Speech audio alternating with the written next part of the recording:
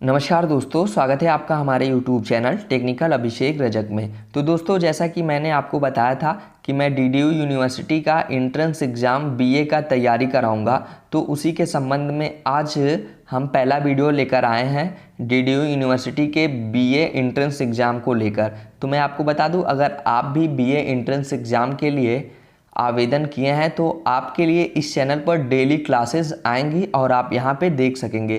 तो ये आज की पहली क्लास है। तो चलिए, इसमें हम बात करेंगे कि भाषा परिचय के बारे में। तो आपको पता ही होगा कि ये इंटर लेवल पे आता है सब कुछ, और इसमें हम बात करेंगे। आज का जो टॉपिक है भाषा परिचय। तो भाषा परिचय से मैंने 20 इम्पॉर्टेंट क्वेश्चन यहाँ पे PDF बनाया है, इसी के बारे में हम आपको बताएंगे। तो सबसे पहले यहाँ पे देख सकते हैं, पहला क्वेश्चन जो है, संविधान के किस भाग में हिंदी को भारत की राज्य भाषा कहा गया है। तो देख सकते हैं पहले क्वेश्चन के अनुसार कि संविधान में किस भाग में हिंदी को भारत की राज्य भाषा कहा गया है। तो यहाँ पे देख सकते हैं ऑप्शन आपके सामने है, भाग 15, भाग 34, भाग 17, भाग 5। तो यहाँ पे देख सकते हैं भाग 17 में, संविधान के भाग 17 में हिंदी को भारत की राज्य भाषा कहा गया है। उसके बाद चलिए फिर दूसरे क्वेश्चन की ओर हम बढ़ते हैं। जैसे ही आप दूसरे क्वेश्चन की ओर बढ़ेंगे तो यहाँ पे देख सकते हैं उर्दू भाषा की लिपि है। यहाँ पे उर्दू भाषा की लिपि के बारे में पूछा जा रहा है। तो यहाँ देख सकते हैं आपके सामने ऑप्शन है हुबू, अरबी, फारसी, तुर्की।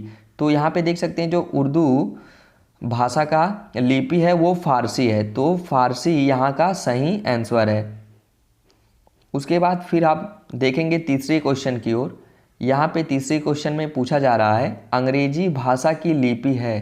तो अंग्रेजी भाषा की कौन सी लिपि है, इंग्लिश है या ग्रीक है या रोमन है या फ्रेंच। तो यहाँ पे देख सकते हैं जो अंग्रेजी भाषा की लिपि है वो रोमन है। तो यहाँ पे इसीलिए हमने हाईलाइट कर दिया है। तो चलिए चलते हैं तीसरे क्वेश्चन की ओर। तो यहाँ पे देख सकते हैं चौथा क्वेश्चन है, च और छ वर्ण का उच्चारण स्थान है। तो यहाँ पे च और छ का उच्चारण स्थान पूछा जा रहा है। तो यहाँ पे देख सकते हैं ऑप्शन ए है मूर्धन्य, बी है तालव्य, सी है ओट्स और डी है कंठस्थ। तो यहाँ पे इसका जो राइट आंसर है वो तालव्य है। तो यहाँ पे ये तालव्य इसका राइट आंसर है। उसके बाद हम आएंगे पांचवें क्वेश्चन की ओर। तो यहाँ पे देख सकते हैं पांचवा क्वेश्चन पूछ रहा है राष्ट्रभाषा कहलाती है, मतलब राष्ट्रभाषा का परिभाषा यहाँ पे बताया जा रहा है।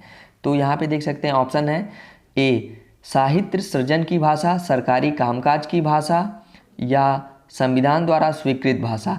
तो यहाँ पे देख सकते हैं राष्ट्रभाषा का सही जो परिभाषा है वो ये है कि बहुसंख्यक देशवासियों के द्वारा प्रयोग में लाई जाने वाली भाषा को हम राष्ट्रभाषा कहते हैं। तो चलिए बढ़ते हैं फिर हम अगले क्वेश्चन की ओर। जैसे ही अगले क्वेश्चन की ओर बढ़ेंगे तो यहाँ पे देख सकते हैं हिंदी वर्णमाला में कितने संयुक्त व्यंजन हैं। तो यहाँ पे जो छठवां क्वेश्चन है, हिंदी वर्णमाला में कितने संयुक्त व्यंजन हैं। तो चलिए यहाँ से हम आपको बताते हैं संयुक्त व्यंजन कितने हैं। तो यहाँ पे देख सकते हैं आपके सामने ऑप्शन है 3, 4, 7, 5। तो ऑप्शन आपका 4 सही होगा। तो जो हिंदी वर्णमाला में संयुक्त व्यंजन है वो 4 हैं। उसके बाद हम फिर बढ़ते हैं सातवें क्वेश्चन की ओर, जिसमें बताया गया है हिंदी वर्णमाला में वर्णों की संख्या कितनी है। तो यहाँ पे पूछा जा रहा है कि हिंदी वर्णमाला में वर्णों की संख्या कितनी है। तो यहाँ पे देख सकते हैं आपके सामने ऑप्शन है 52, 48, 36, 50। तो यहाँ पे जो हिंदी वर्णमाला में वर्णों की संख्या है वो टोटल 52 है। तो ऑप्शन ए आपका सही होगा। तो चलिए फिर बढ़ते हैं अगले क्वेश्चन की ओर। यहाँ पे पूछा जा रहा है कि संज्ञा के कितने भेद हैं। तो मतलब संज्ञा के कितने भेद होते हैं उसके बारे में पूछा जा रहा है। तो ऑप्शन ए है 4, ऑप्शन बी है 3, ऑप्शन सी है 2 और ऑप्शन डी है 5। तो संज्ञा के 5 भेद होते हैं। तो इस तरीके से यहाँ पे ये आंसर डी सही हो जाएगा। उसके बाद बढ़ते हैं फिर हम अगले क्वेश्चन की ओर। हिंदी वर्णमाला में स्वरों की संख्या। तो यहाँ पे देख सकते हैं पूछा जा रहा है कि हिंदी वर्णमाला में वर्णों की संख्या कितनी है। 12, option A 12, B 13, C 11, D 10। तो हिंदी वर्णमाला में स्वरों की संख्या टोटल 11 है। चलिए फिर बढ़ते हैं हम अगले क्वेश्चन की ओर। फिर यहाँ पे देख सकते हैं पूछा जा रहा है 10वां क्वेश्चन, जातिवाचक संज्ञा है। तो यहाँ नीचे ऑप्शन है गंगा, घोड़ा, सभा, बुढ़ापा। तो यहाँ पे जातिवाचक संज्ञा कौन सा है उसी के बारे में पूछा जा रहा है। तो यहाँ पे घोड़ा जो आपका है वो जातिवाचक संज्ञा है। उसके बाद बढ़ते हैं अगले क्वेश्चन की ओर। तो यहाँ पे देख सकते हैं पूछा जा रहा है हिंदी दिवस किस तिथि को मनाया जाता है। आप सभी को पता ही होगा कि प्रत्येक 14 सितंबर को हिंदी दिवस मनाया जाता है। तो हिंदी दिवस का जो राइट आंसर है वो 14 सितंबर को हिंदी दिवस मनाया जाता है। तो चलिए फिर बढ़ते हैं हम अगले क्वेश्चन की ओर। यहाँ पे देख सकते हैं अगला क्वेश्चन जो है, हिंदी भारत की राजभाषा के रूप में कब स्वीकार की गई थी। तो यहाँ पे पूछा जा रहा है कि जो हमारा भाषा हिंदी है उसको राज्य भाषा के रूप में कब स्वीकार की गई थी। तो यहाँ पे देख सकते हैं ऑप्शन है 14 सितंबर 1949 को, 14 सितंबर 1948 को, 14 अगस्त 1950 को, 11 नवंबर 1949 को। तो यहाँ पे हम आपको बता दें 14 सितंबर 1949 को संविधान सभा द्वारा हिंदी को राजभाषा के रूप में स्वीकृत किया गया था। तो पहला जो है ए ऑप्शन आपका सही होगा, 14 सितंबर 1949। उसके बाद फिर हम बढ़ते हैं अगले क्वेश्चन की ओर। तो यहाँ पे देख सकते हैं 13वां क्वेश्चन जो है, देवनागरी लिपि का विकास किस लिपि से हुआ। जैसा कि आप सभी को पता ही होगा कि हिंदी का जो लिपि है वो देवनागरी है।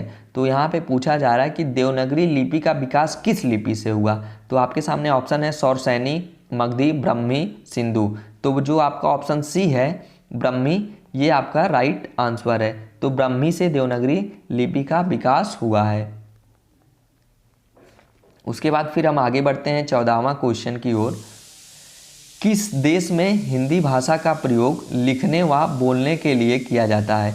तो यहाँ पे देख सकते हैं पूछा जा रहा है कि किस देश में हिंदी का प्रयोग लिखने, बोलने व पढ़ने के लिए किया जाता है। तो मॉरिशस एक ऐसा देश है जहाँ पे हिंदी का प्रयोग किया जाता है भारत को छोड़कर।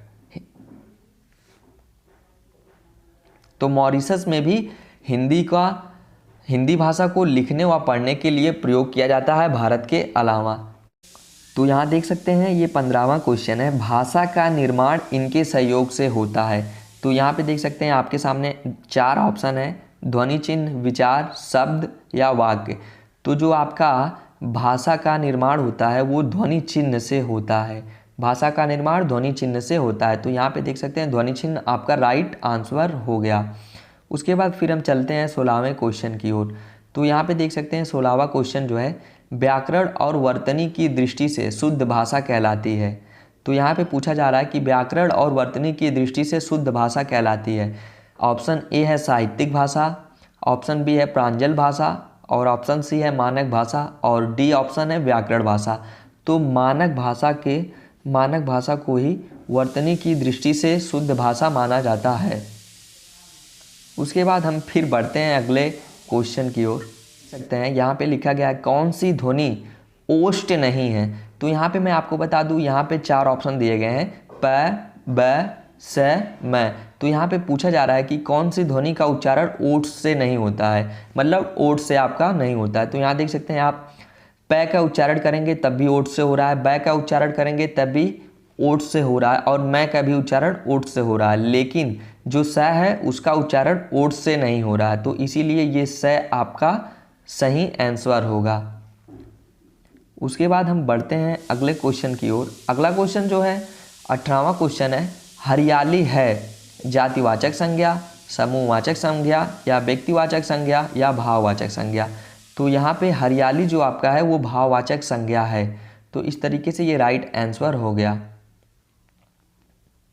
उसके बाद फिर हम बढ़ते हैं अगले क्वेश्चन की ओर। तो यहाँ पे देख सकते हैं अगला क्वेश्चन जो है, हिंदी वर्णमाला में कुल कितने संयुक्त व्यंजन हैं। हिंदी वर्णमाला में कुल कितने संयुक्त व्यंजन हैं। तो हिंदी वर्णमाला में 4 संयुक्त व्यंजन हैं। तो ये राइट आंसर हो गया 19 का बी। तो यहाँ पे देख सकते हैं 20 नंबर लास्ट क्वेश्चन है, अपभ्रंश भाषा का विकास किससे हुआ। तो ऑप्शन यहाँ पे हैं ब्रह्मी, लोक भाषा, संस्कृत, प्राकृत। तो यहाँ पे देख सकते हैं जो आंसर है वो डी आंसर सही है, प्राकृत से। अपभ्रंश भाषा का विकास प्राकृत से हुआ है। तो इस तरीके से आज का जो टॉपिक है वो कंप्लीट हो चुका है। 20 क्वेश्चन हमने करा दिया है। फिर हमें कल नए 20 क्वेश्चन के साथ हाजिर होऊंगा। और अगर आपको इस पीडीएफ का जो लिंक है वो डिस्क्रिप्शन में मिल जाएगा, आप डायरेक्ट इस पीडीएफ को डाउनलोड कर लीजिए और आसानी से इसे आप नोट डाउन कर सकते हैं। तो इस तरीके से मैं डेली क्लास लूँगा। तो उम्मीद करता हूँ ये क्लास आपको अच्छी लगी होगी, क्योंकि मैंने फर्स्ट टाइम ऑनलाइन पढ़ाया है। तो अगर कोई गलती होगी तो आप माफ़ कीजिएगा। तो फिर मिलते हैं फिर एक नए वीडियो के साथ, तब तक के लिए बाय बाय।